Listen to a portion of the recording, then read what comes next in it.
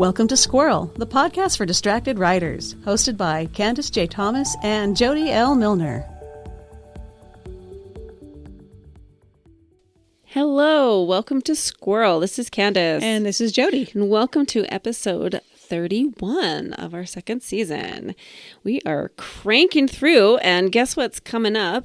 Valentine's Day. I know, it's just right around the corner. I hope you have good plans. I never have plans for Valentine's Day. Do you guys do stuff for Valentine's Day? We usually will find our way to some restaurant somewhere, but never on Valentine's Day because we don't like fighting with crowds. Mm-hmm. So it's usually like the weekend after, a couple days before. Yeah.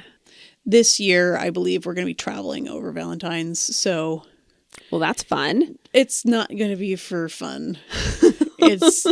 We've got an obligation we have to attend. Gotcha.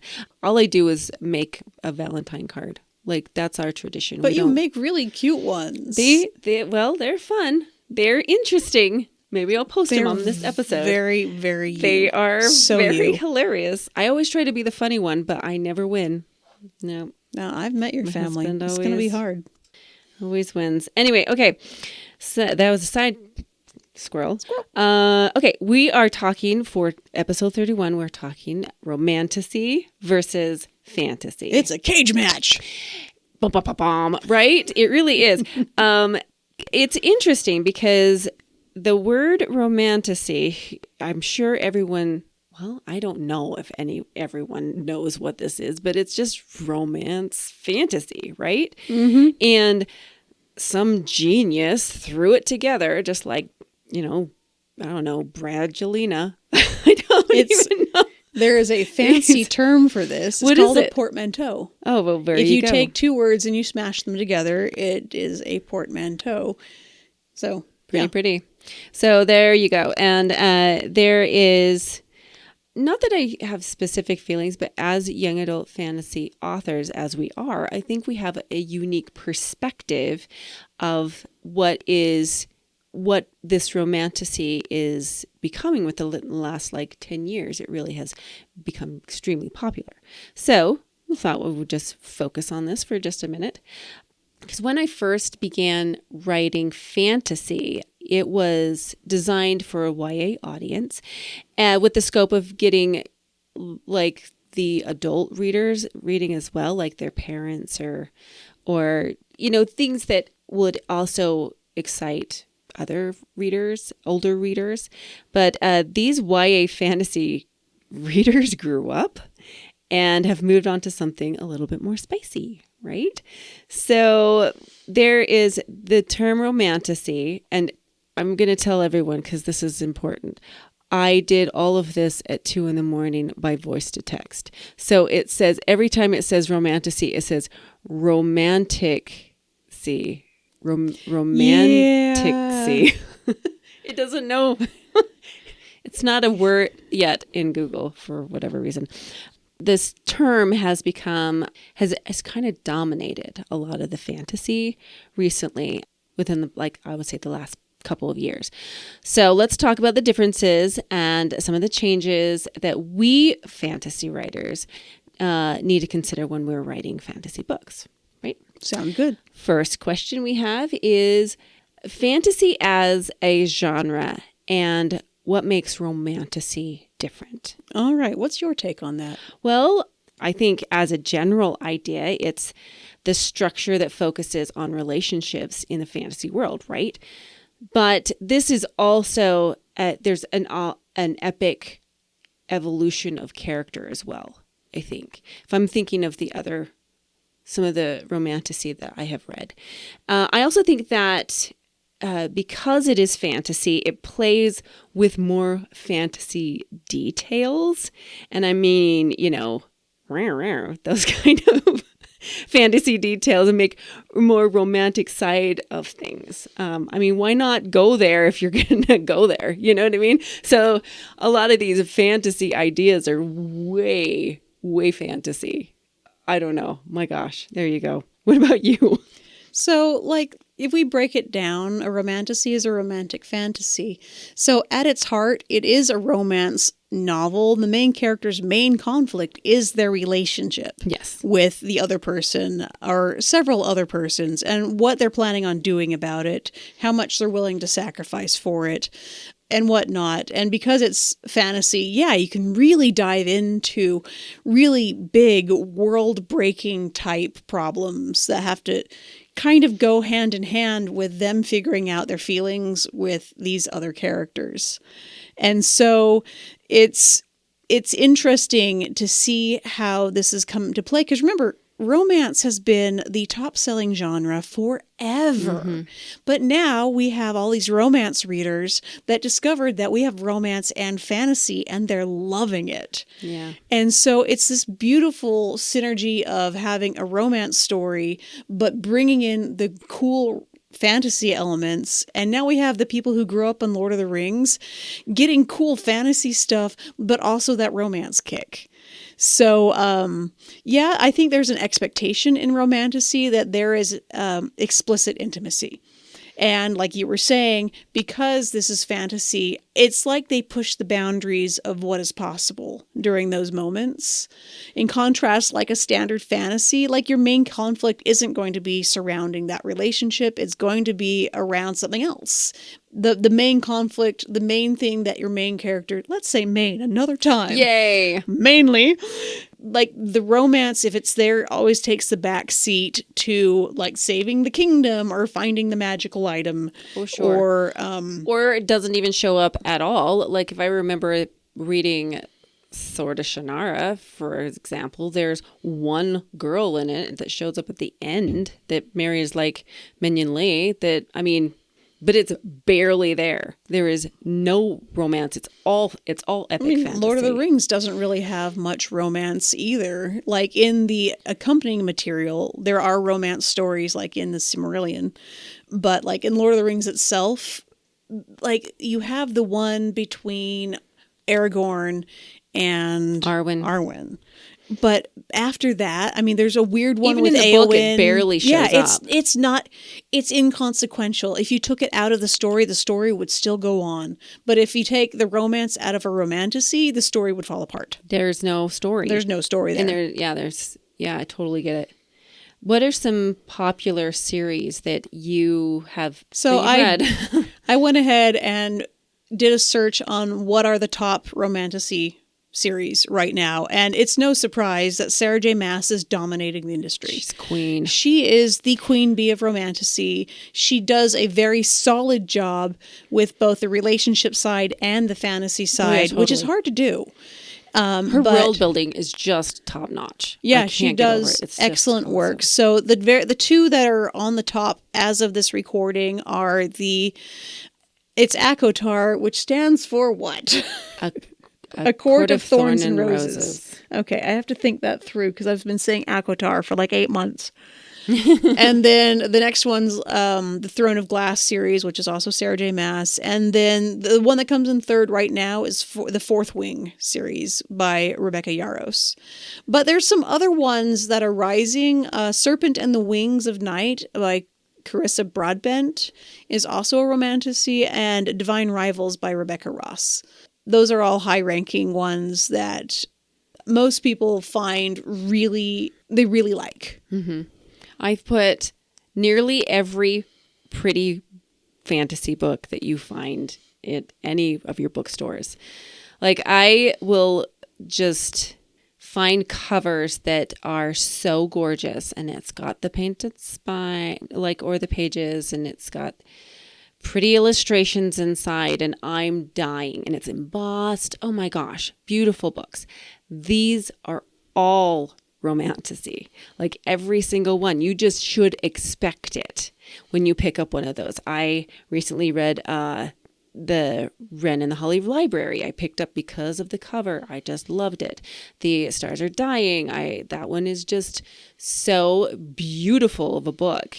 And it's got spicy. I also would definitely say Crescent City. That is also Sarah J. Maas. And those books are enormous.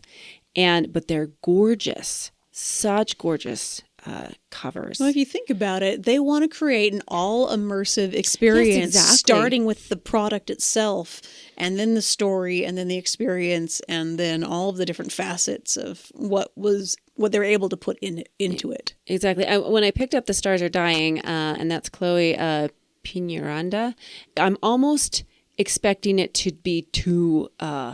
They might have made it too pretty.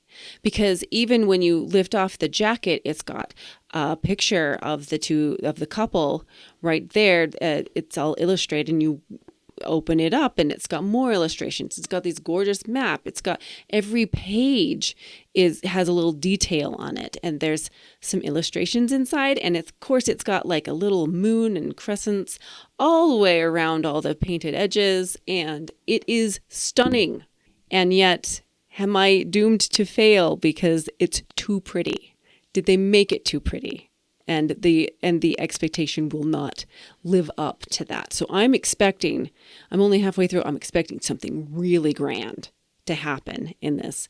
So we'll see. But that's almost setting it on such a high pedestal by just the appearance, yes, and the experience, that if the story doesn't live up, like, it has to blow you out of the water, or else you're going to be disappointed. Yes, exactly. And marketing is really smart when it comes to that, for sure. And just still on the covers, I wanted to mention that there is a secret language with people that read Romantasy because of the covers. That when you see somebody with a specific cover, you're like, oh, I know what they're reading. I love this book. Like when I was reading the second of the Court and Thorns and Roses, was the Mist and Fury, I think. It is beautiful teal. It is a visual sign. And when I walked around with that book, people were like, oh, I love that book. Mm-hmm. They know exactly what I'm about to experience here with this spicy romance. And no kidding, that one was a bit steamy. There are scenes in there. There are scenes. There are scenes. And also, I think, I'm sorry to keep interrupting, but I am a reader of fantasy, but the romantasy part, I might not be the best reader for it because I start to giggle. No. Really not. I shouldn't giggle. Your blush factor is extraordinarily low. My skin is transparent, so. Yeah, it really is. So, I mean, are there concerns that it's taking over the fantasy genre so much that it's pushing out anything that's not romantasy? And I mean, I think it's a kind of a yes and a no. There's going to be an audience for everything. It's just the audience for romantasy is massive because it is taking in both the fantasy people and the romance people. And so it's getting a lot of coverage right now. And so I think a lot of us people who don't go into these explicit intimate moments, or don't go into some of the tropes that are very common in romantasies, we're feeling like maybe we're missing out, or maybe we're supposed to do that, but we're like, but that's not what we write. That's not where our heart is. I think we do have to take confidence that there's always going to be a market for your specific book, because there's huge swaths of people that don't like open door intimacy at all. And they're going to be the ones that really like the clean fantasies, the sweet fantasies. I heard another term for it that was really fun the other day. I'll have to remember that later. Anyway, but if we remember, like, the people who grew up with Lord of the Rings are excited to get a more adult version of fantasy. So this is what happened with Twilight and 50 Shades of Grey. That's true. That's very true. It's an evolution. So people who grew up with Twilight, and then they grew up and now they're adults, and they have this book that is very similar in theme and content to Twilight, but it's an adult version. Like, they just ate it up because they were ready for it and they were craving it. Mm-hmm. And so I think there's a lot of people who have grown up with a certain thing, but now they want the grown-up version of that same thing. So I think it's not surprising that where we are right now, there's such a push for these big fantasy books that have strong romance themes. Mm-hmm. How does it affect you personally, do you think? How Romantasy affects me as a fantasy author is it's a bit tricky because I am worried about my YA fantasy and where it is at right now. If I think about the timing, I wrote and published my first book in 2013. That was a long time ago. It's getting there, isn't it? So I feel that it's hit an age where it needs to be re-explored and maybe rebranded or something to push it back into a new audience. But it's still going to be YA. And so now if I write more fantasy, if I want, I want my books to be pretty. I really do. I love how beautiful these books are, but I don't want, if my book is as beautiful as some of these others, are they going to expect it to be spicy as well? Yeah, it's a very interesting question. I think also I wanted to mention that I, as a writer, am more drawn to emotional connections than actual connecting. I am more pulled by the things that aren't said than this explicit show of things. As I said, it makes me giggle when I'm reading about all of these naughty things happening because it's just, I don't know, maybe it's that juvenile in me that is giggly about, oh, sex, look at this, that kind of thing. But I can't, I think writing spicy is definitely a skill. And it's one that I have not crafted. There is a specific craft to it. So my personal writing style, I feel, is a bit in jeopardy because I'm wanting the same audience as those Romantasy people are writing for. And it gets a little tricky for me thinking about it. So what about you? Are you worried? Or do you think that you could handle it? Do you have that skill set? If I wanted to, I don't see it being a problem if I wanted to take up a different pen name and dive into perhaps a more romantasy type writing style. However, I really like my writing. I really like where the niche I've carved out, and I have readers that like that niche I've carved out too. And stepping from that into something different is saying goodbye to something that I've built. And so my bigger concern is being really careful with my branding and my images. However, how the covers are crafted to not mislead people into thinking that the book is like what you were saying, that the book is something that it's not. Mm-hmm. Because the last thing you want is to break a reader expectation and then have them flame you in your reviews. You want to prevent any sort of miscommunication about what your book is about just because you think their stuff is pretty and you want to look like it. You need to make sure you're meeting your own genre's expectation, your own heat level's expectations, because we've all seen really awful covers that have nothing to do with the story. Yes. And it's how did you think this was going to sell? Nobody wants the cover that misrepresents. So I think my bigger concern is they get the pretty stuff, and I think I would like the pretty stuff too, but I want to be very careful about how I'm communicating what my personal brand is. Yes, that's a good point. So when thinking about where we go from here, I think that's for me, I don't really have a good answer. Beyond what you have just brought up is branding is really important to keep within your specific audience. And I love my YA innocence. I do. And I think, in writing, so I do have a romance pen name that I can push some spicier stuff. It's romantic comedy, so I doubt I'll even write that anyway. But I understand that I have to keep those separate. So my YA fantasy is really important to keep that specific brand and make sure that, that it's a very good point you brought up, that we just have to be really careful in what we're presenting to that specific audience so they're not misled. Well, and I also feel that the market is going to become saturated really quickly. And everyone's going to dive in and try to get a piece of it. But remember what happened after Twilight? Everybody and their dog wrote vampire stories for about 5 years. And you could not sell a vampire story forever just because agents were sick of it.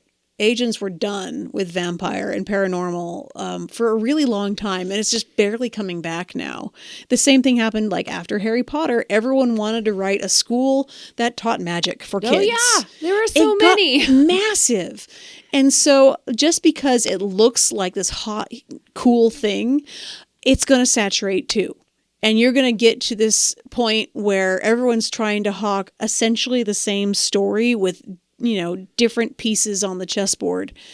And yes, there'll always be an audience for it, but when there's going to be 10 billion books out there, how are you going to get yours to stand out? You're fighting with these juggernauts that have 8 billion followers. Like, trying to fight for a piece of that pie just sounds really tedious. Yeah, agreed. So, in wrapping up, as a listener assignment, I don't really have a big one. As we have talked about our different genres, I think it'll be an interesting exercise that next time you go into a Barnes & Noble and you're looking at the different fantasies, you will see those covers. And maybe you might see and understand why they're so appealing and versus what the YA fantasy is looking like. So yeah, that's where I'm at. Not too bad. No. I guess there's no real winner here. I don't feel like there is a fight, because there are different expectations for different readers, and there's healthy audiences for both. Yep. There will always be teenagers. There will always be, spicy reads. There's always going to be a need for it. So, yep, you've made a point. All right. What do we have next week? Next week, we're going to talk about writing characters with authentic chemistry, because we're still in Cupid season.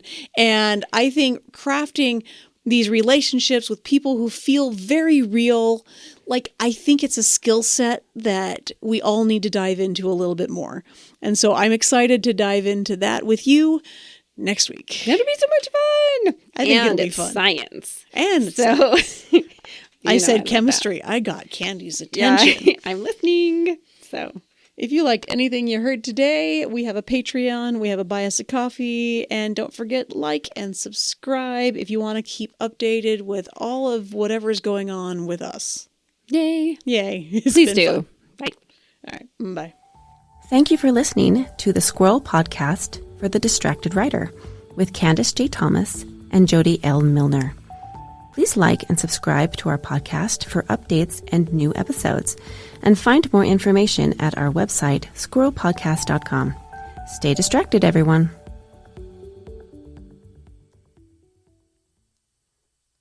It's not just like, I don't know. I can't say anything. It's not just keep all the of censorship this. people happy. Yeah. I can't even.